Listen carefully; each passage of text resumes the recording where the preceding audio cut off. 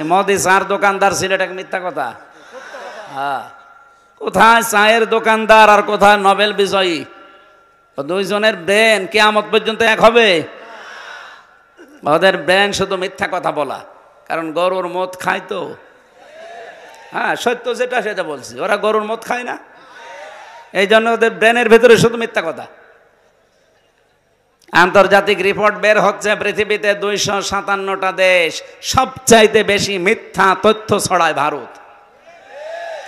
আমি ভারত বিদ্বেষী না, ভারতে আমার হাজারো মুসলমান, অনেক হিন্দু ভাইরা আছে, কিন্তু উগ্র যারা এই মোদি দাদার মুরিদ, এদেরকে তো মেনে নেওয়া সম্ভব না।